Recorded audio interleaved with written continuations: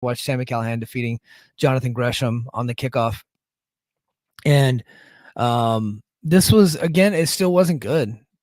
They're trying to do stuff with this Gresham character, but then they just beat him. It's like, and I know that. So Kushida comes down wearing infection control like garb. He's got his robe on, he's got a mask and gloves and all that, and he's trying to take a biological sample of the ink. I'm just like, this is fucking stupid. If Gresham's going to be a dark and scary character, he shouldn't be losing anytime soon, and he sure as shit shouldn't be losing to Sami Callihan. And then now you got Gresham, or you got Kushida dressing up like a medical technician, like a lab tech. The whole thing sucked from start to finish. It's stupid. I don't know that I'm ready to. The ink stuff I'm done with. The ink stuff getting people sick, I'm completely out on. Like, no more of that. Count me out. The mask and the look for Gresham and the darker character, I'm cool with, but people getting sick from the ink, I'm done with. Like, let's move on. You guys tried it, it failed. Hey, look, TNA is a good place for creative people to try out stuff. And if it doesn't work, it's like, okay, well, it's TNA. This is clearly not working. It's time to move on. And then Masha and Alicia Edwards. Man, Alicia Edwards is all over the show. Defeated Marty Bell and Allison Kay. You know, I think they should probably keep the Hex around a little bit. They ain't got any other tag teams, but I think this is probably the end of the Hex in TNA for the time being. They might get their annual call up. It's like when they need a tag team. But this is their second time getting a tag title shot because they got one last year too. So I did not. I'll be honest. I'm not going to go through the thing. I did not watch the match, so I cannot tell you if it was good or not. But Militia won, so there you go. But let's go into the main card now. Man, they opened it up hot. Mike Santana is so over right now, and I talked about it on the Impact recap. Everything this guy's doing is working. He has not missed. 0 skips right now. Mike Santana is doing great, and so is Steve Maclin. I don't know what they're doing with the Steve Maclin babyface turn. I'm not exactly completely with it just yet, but I'm taking a wait-and-see approach. Like, okay, well, where's it leading to? I don't have a lot of confidence in this creative team to finish that story and do it well.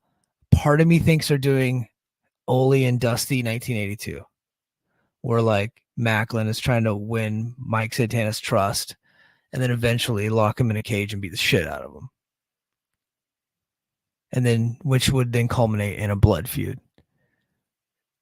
At least that's what I want them to be doing, because neither one of these guys are going to sniff the world. I think that now that Macklin's a babyface, he might get a shot at Moose, and I think Mike Santana absolutely should get a shot at Moose. I don't think anybody's unseating Moose unless it's Joe Hendry at this point, or Jeff Hardy, to be honest with you. But I think both guys should be getting title shots here pretty soon on like TNA Plus specials. They got 2. They got Emergence, and they got Victory Road coming up, leading up to Bound for Glory. I could see them both getting shots at different times. But I thought this match was so good. It really was. Mike Santana and Maclin made a really good tag team, and the Rascals are obviously freaking great. One of my favorite moments was when at one point both Rascals were tied up to the Tree of Woe, and then Mike Santana just pushes Maclin, shoves him, and points to the corner, and then like the crowd just starts getting into it. He's like, let's freaking go. Tag him, bag him, mayhem for all, and they both hit their corner moves. So I thought that was really good.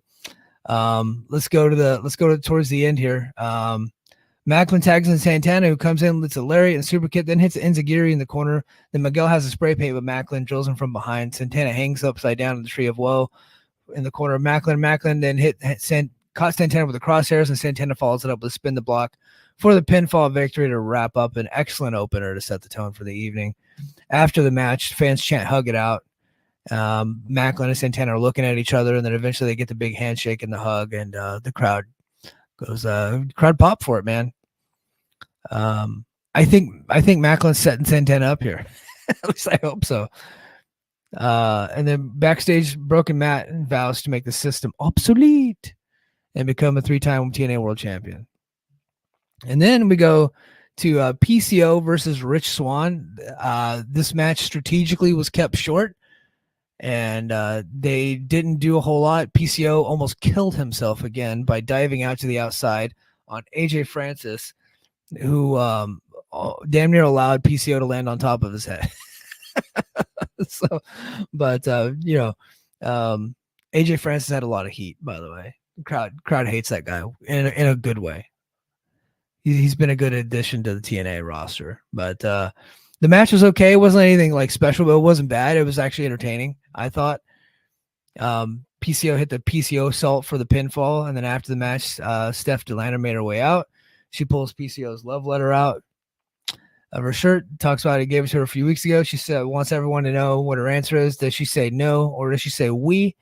And then or she swipe left or right, and will she go on a date with PCO? And her answer is we. So that's where we're leading to. PCO will be on a date with Steph DeLander. I don't know where this is headed, man. Let's see.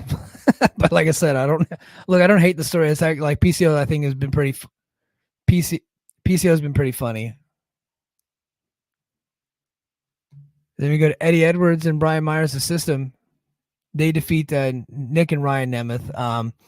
This is the first like head scratcher of the night. Not that the Nemeth brothers should have won, but halfway through the match, Dango comes back. Dirty Dango. That's what we're doing again. I thought he was gone. They decided to bring him back. They could have Titus Alexander, Ninja Mac. They could have Shane Mercer, Michael Oku. They could have all these guys like Calvin Tankman. Tons of guys on the indies right now looking for a spot that are hungry and young and passionate and just want to get after it in the ring. Jordan Oliver. So many guys and girls. But we got Dango. And Dango ends up getting involved in the match. He stops the System from cheating.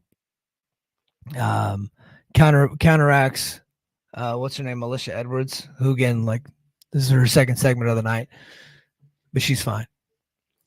He comes out from the back, and then and Alicia gets ejected from ringside, sent to the back. So now Dirty Dango has gained the trust of Nick and Ryan Nemeth. And at one point towards the end, Moose makes his way out from the break, and he remains at ringside as Nick Nemeth tags and fires up on offense. He hits a Famouser for a 2 count. Fans chant F your Mohawk at Edwards. The crowd was on fire the whole freaking night. And then Nemeth hits the danger zone and then it appeared over and he went for a cover, but there was interference from ringside. Moose and Dirty Dango are shown looking around as the referee deals with this. Dirty Dango shocks everyone. He didn't shock anybody. Last time he was there, he was a heel. Anyway, he sneak attacks Ryan Nemeth, leading to Edwards scoring the pinfall. Dango celebrates with the System afterwards. So we're going to get a Dango and Nemeth brothers feud. It's like, who cares? Where's the money in that? There is no money. Nobody cares about that.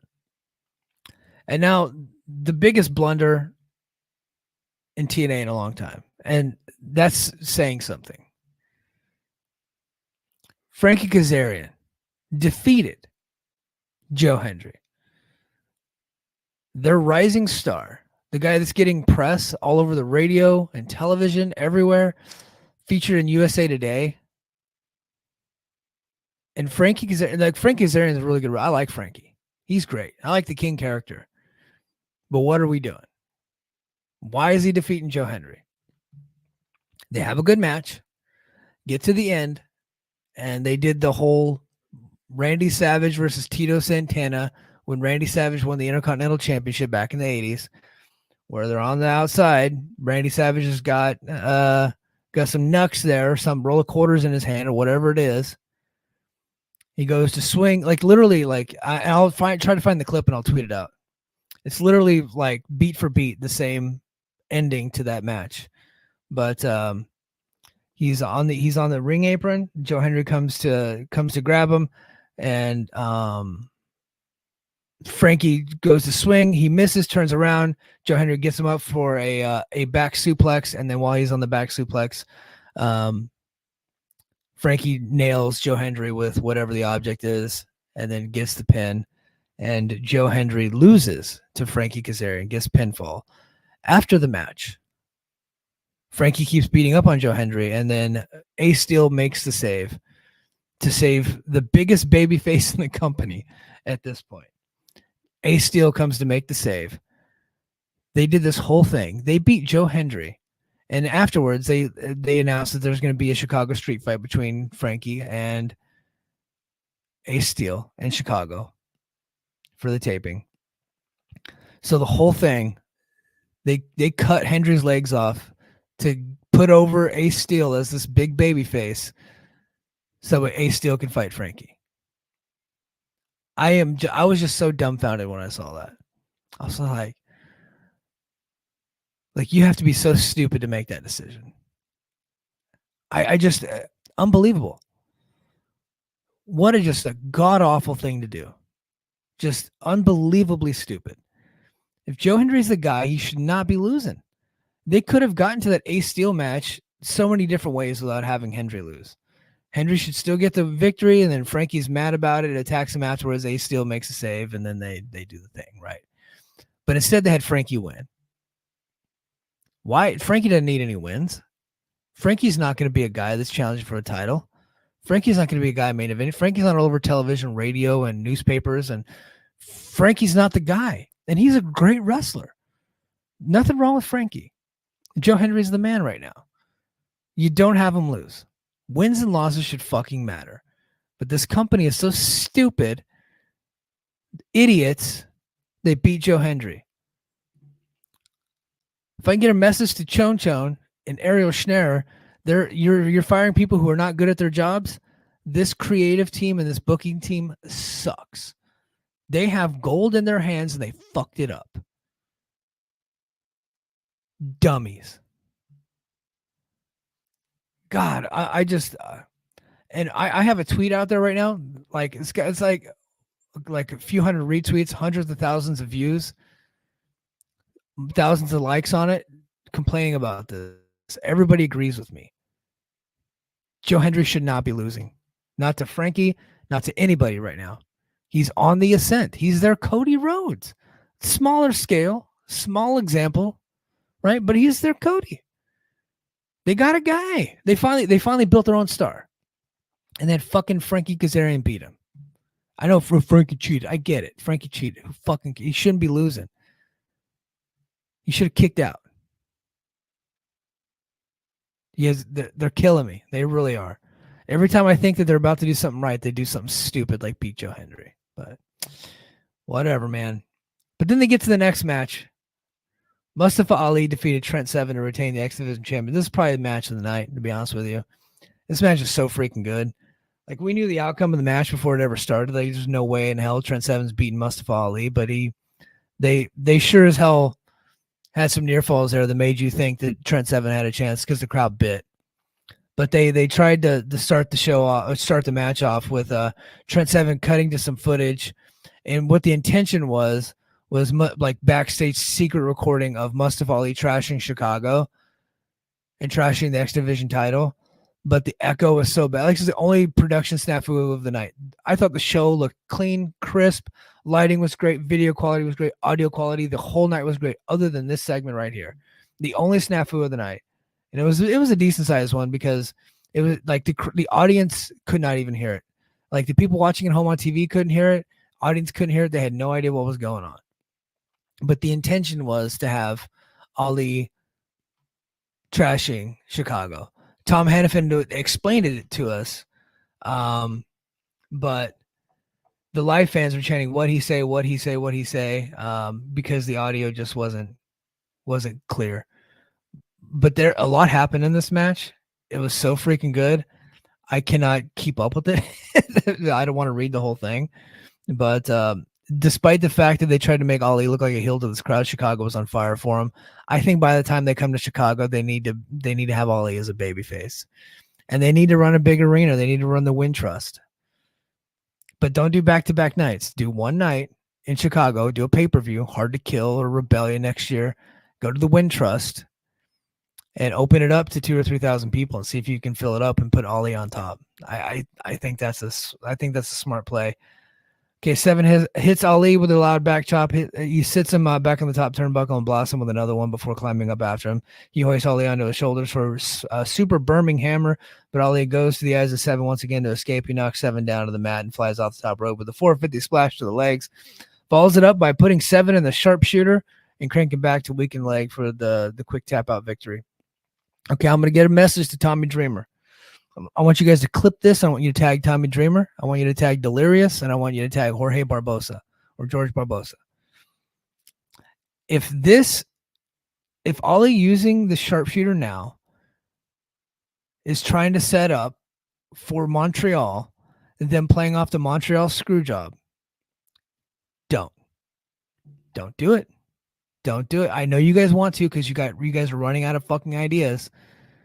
But if your idea for giving Mustafa Ali the sharpshooter is to play off the Montreal screw job during the match between Bailey and Ali, don't do it.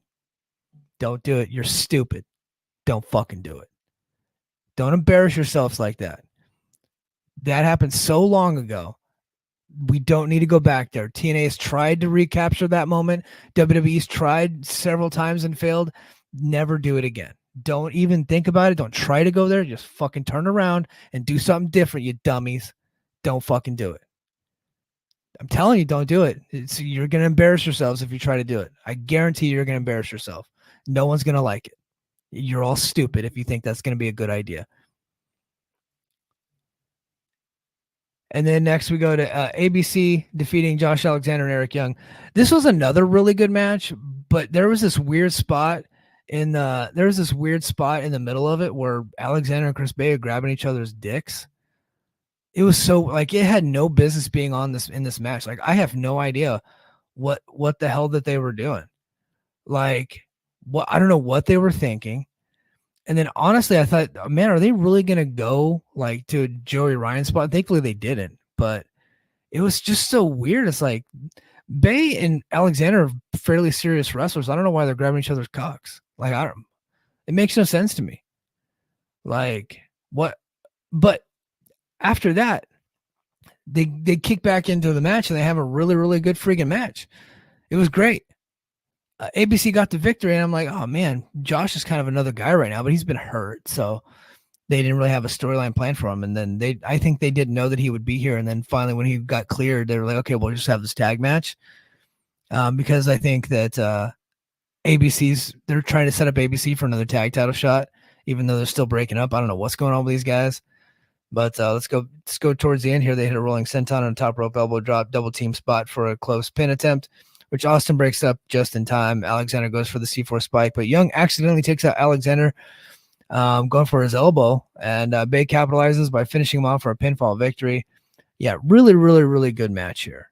I dug the match. I wonder if this is leading to a Alexander and Eric Young match or something. I don't know, because that's the second time that's happened with them when they've been teaming. So I think Eric Young could probably go heel again. I think Eric Young needs to bring back Sanity. Those guys are out there working as Sanity right now. I think they got access to the name, so I think they should do that. And then TNA Emergence is announced for Friday, August 30th in Louisville, Kentucky, and then Victory Road is announced on Friday, September 13th in Cleveland, Ohio. Tickets on sale now. And then we go to the Jordan Grace Tatum Paxley Open Challenge match. Jordan Grace gets the victory. Ash by Elegance was ringside for this one, and doing all her shtick. I thought this was a good match. I did. It wasn't like everybody needs to go out of the way to see this match, but it was a cool moment. It wasn't the big moment that they thought that they were going to get. The crowd did not go crazy for it, nothing like that, but it was still a good match. And Jordan Grace got the clean victory over a WWE talent, which was kind of cool for TNA. And after the match, Ash by Elegance run down to the ring, fist loaded with a foreign object, and then Grace avoids it and then beats her up. There's no reason to have the match. There's just no reason to have Jordan Grace versus Ash by Elegance. Nobody wants it. It's time to move on. Just pull the plug, do something different. Hopefully they can get Jordan Grace a good opponent for Slammiversary, but I get the feeling that it's very much going to be Ash by Elegance. And it's not going to be good. If they get to it and they're in Montreal, I'd like to see Grace beat her in like 2 minutes. Just shock everybody. Just beat her ass in 2 minutes. If that's what they do, I think that's where they should go with it. And then we go to the main event, man, and the main event over-delivered. And I know Matt Hardy haters worldwide and Moose haters worldwide don't want to like this match. They did not give this match a chance, and they probably still don't like it. I thought it worked. The only thing I didn't like about the match was when they went to the crowd, the cameraman did not follow them. So the people in the audience could not see what was happening, and the TV audience could not see what was happening. Tom Hannafin did a very good job of doing play-by-play, but it was like watching it on the radio. That was the only thing I didn't like about the match. I thought Moose did his job well. I thought the inclusion of Reby Hardy and Alicia Edwards worked, and with and then the finish came with when Matt Hardy was going to tackle Moose through the table, and Moose pulled Reby in front of him, and Reby goes through the table, and then Moose hits the spear for the victory. I thought the whole thing worked. Good match. It was fun. It's not going to be a classic. At one point, Matt Hardy did get up on a ladder, of course, because it's Matt Hardy. And then he did a leg drop through a table, of course. And then the table busted his face open. like Matt, you really got to protect yourself, dude. But Matt was in great shape for it, but you could tell his knees and hips are still killing him. But I thought probably best Matt Hardy match I've seen in a long time. And one of the better title matches from Moose has not had a string of really good title matches. He just hasn't. And so for this one, I like the crowd was so into this match. The crowd was on fire the whole match. They were really into it, which it's got to suck for you Moose and Matt Hardy haters that the crowd loved this match so much. But I thought it was good. Moose got the victory. And then, of course, afterwards, the system does the beat down on Matt. And then Nick Nemeth and Ryan Nemeth come out to make the save. The system beats them up. Joe Henry comes out with music. And then quickly he is subdued. He gets beat up. And then we're thinking it's over at this point. I think they even start to roll credits. And then, boom. Jeff Hardy's WWE music. Now, that's where I'm like, okay. We really should. I don't think Modest is a very good song. I don't. Like, I just like as a song, I don't think it's good.